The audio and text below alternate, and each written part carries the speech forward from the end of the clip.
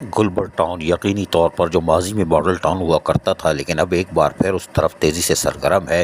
لیکن یہ انہوں نے بھی ایک نیک کام کرنا شروع کر دیا ہے اور یقینی طور پر یہ ان کا ایجنڈے میں شامل ہے، اور یہی وجہ ہے کہ حافظ نعیم الرحمن جیسی شخصیت گلبرگ ٹاؤن میں موجود ہے، کیونکہ گلبرگ ٹاؤن نے آج ایک کارنامہ انجام دیا ہے، اور انہوں نے یعنی کہ حافظ نعیم الرحمن امیر جماعت اسلامی کراچی نے 54 ملازمین اور ان کے ورثاء میں 61 لاکھ روپے کے چیک تقسیم کیے۔ جی ہاں، 61 لاکھ روپے کے چیک تقسیم کیے ہیں، تاکہ جن کے چولہے بند ہو چکے ہوتے ہیں یا ماں یا باپ 40-35 سال نوکری کرنے کے بعد قبر میں چلے جاتے ہیں لیکن ان کے پیسے نہیں ملتے اور بیوہ یتیم بچے مارے کر رہے ہوتے ہیں، ان کے چولہے جلا دیے۔ اب ہم آپ کو بتاتے ہیں، امیر جماعت اسلامی کراچی حافظ نعیم الرحمن نے گلبرگ ٹاؤن کے دفتر میں ریٹائر ملازمین اور متوفی ملازمین کے ورثاء میں واجبات کے چیک تقسیم کیے۔ حافظ نعیم الرحمن نے 54 زائد ملازمین اور ان کے ورثاء میں 61 لاکھ روپے کے چیک جہاں تقسیم کیے، وہ اس موقع پر ٹاؤن چیئرمین نصرت اللہ، وائس چیئرمین محمد الیاس کے ساتھ ساتھ ٹاؤن میونسپل کمشنر عبدالحمید صاحب، یونین کونسل 8 کے چیئرمین فاروق نعمت اللہ اور یونین کونسل 1-2-7 کے چیئرمین اور کونسل ممبران وہاں موجود تھے۔ وہیں director admin Muhammad Ali, director parks Muhammad Nadeem Hanif, director sanitation Waqar Ahmed, director council Muhammad یاور،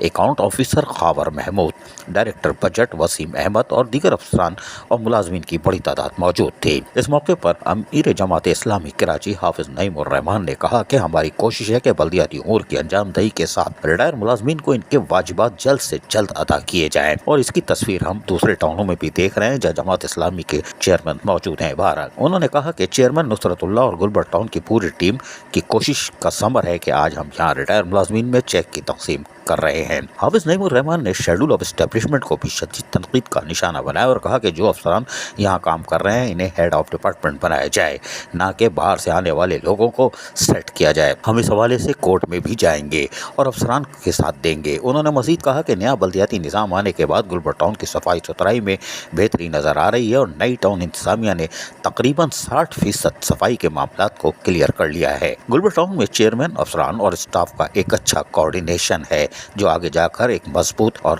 رشتے میں تبدیل ہوتا جا رہا ہے اور جائے گا۔ منتخب لوگ اور وہ سارے لوگ جو یہاں کام کرتے ہیں ان کے ساتھ مل کر ٹاؤن کو مثالی ٹاؤن بنائیں گے۔ بہرحال اس موقع پر حافظ نعیم الرحمن کی کسی زبانی ہم سنواتے ہیں، انہوں نے کیا کہا، سنیے۔ ہمارا دل تو چاہتا ہے کہ آج ہم سارے ہی پیسے آپ کو دے دیں، لیکن ظاہر وسائل نہیں ہیں اور بڑی مشکل سے وسائل ہم ملنا شروع ہوئے۔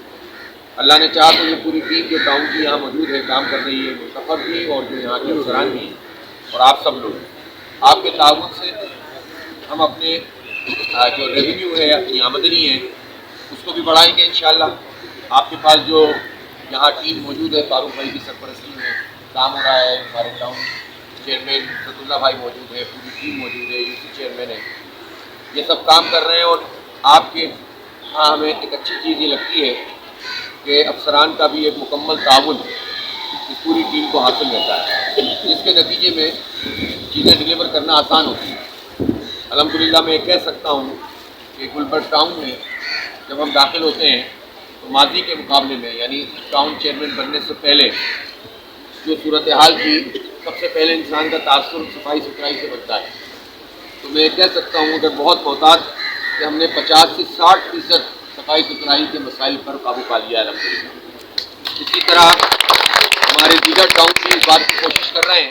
سنا آپ نے اس موقع پر جہاں پر دیگر لوگ موجود تھے اور تقریب اچھی تھی، اور یقینی طور پر اس سے اچھی تقریب کیا ہو سکتی ہے، یہاں پر انہوں نے آنے والے دنوں یعنی الیکشن کے حوالے سے بھی کچھ کہا، وہ بھی سنواتے ہیں، سنیے۔ اب آنے والے دنوں میں صوبائی اسمبلی اور قومی اسمبلی کے انتخابات بھی آ رہے ہیں، تو اگر آپ صحیح فیصلہ کریں گے، آپ دیکھ رہے ہیں کہ کون لوگ کام کرنے والے ہیں، کون دیانتداری سے، ایمانداری سے اور صلاحیت سے کام کرتے ہیں، اور کس کا ایجنڈا یہ ہوتا ہے کہ بس زیادہ سے زیادہ قبضہ کر لیا جائے۔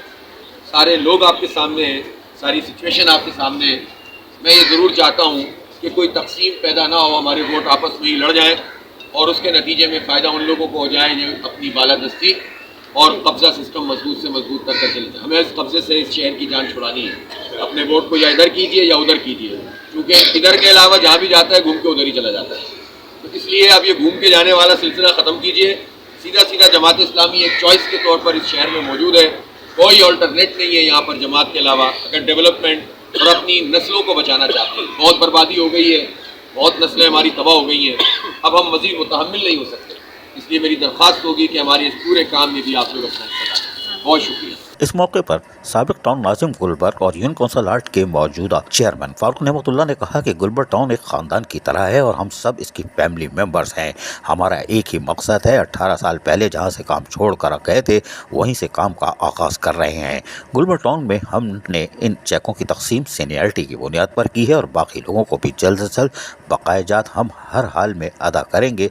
ये हमारा एजेंडा है और इसको मुकम्मल करेंगे। जबकि चेयरमैन गुलबर्ग टाउन नुसरतुल्लाह ने कहा कि जब हम आए तो मसाइल के अंबार लगे हुए थे। हमने इलेक्शन से पहले भी कहा था कि जो इख्तियार होगा इससे बढ़कर काम करेंगे और जो इख्तियार नहीं होगा आवाम के साथ मिलकर इसके लिए एहतजाज करेंगे। हमारा इख्तियार कराची के लोगों का इख्तियार है। कलदम बल्दिया बस्ती से 2 करोड़ 7 लाख की लाइबिलिटीज मिली थी, जिसमें से 61 लाख के चेक आज हम तकसीम कर चुके। अजीज Arif, KBS बल्दियाती news, Karachi.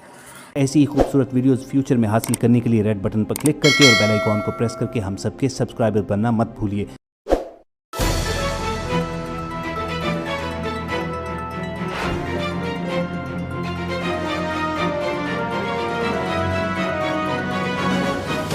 KBS बल्दियाती news.